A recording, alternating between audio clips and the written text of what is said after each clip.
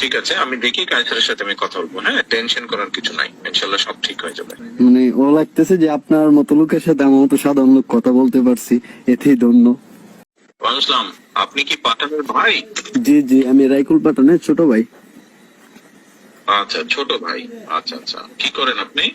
আমি যে ওর সাথে রাজনীতি করতাম, আমি 1 নং মেদিনীপুর ইউনিয়ন স্বেচ্ছাসেবক দল যুগ্ম আহ্বায়ক।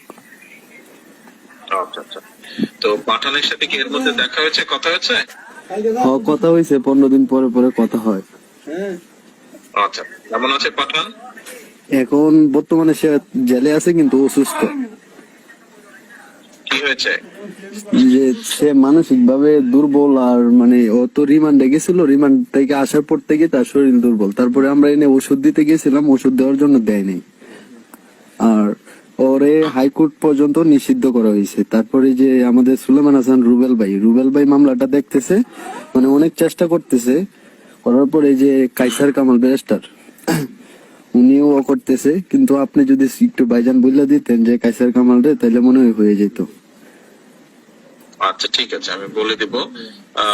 মানসিক ভাবে অসুস্থ মানে? মানে একটু অসুস্থ, তার শরীরে মানে খাওয়া দাওয়া মানে একটু মানে সমস্যার কারণে সে মানে একটু মাথায় একটু সমস্যা হইতেছে, আর পায়খানার রাস্তায় ওর একটু মানে সমস্যা, রক্ত যায় আর কি, মানে এরকম। আচ্ছা ঠিক আছে, আমরা দেখবো কি করা যায়। তবে এই সময় পরিবারের সবাইকে শক্ত থাকতে হবে, ঠিক আছে? জি জি, আমরা এভাবে ঠিক আছে। কিন্তু মানে ওর মামলাটার পর থেকে যে আমাদের ঘরে মানে আওয়ামী লীগ মানে ছাত্রলীগের পক্ষ থেকে মানে আমাদের ঘরে ভাঙচুর করা হয়েছে, মানে অনেক কিছু ভাইজান, আমাদের মানে ফ্যামিলি এলোমেলো হয়ে গেছে আর কি।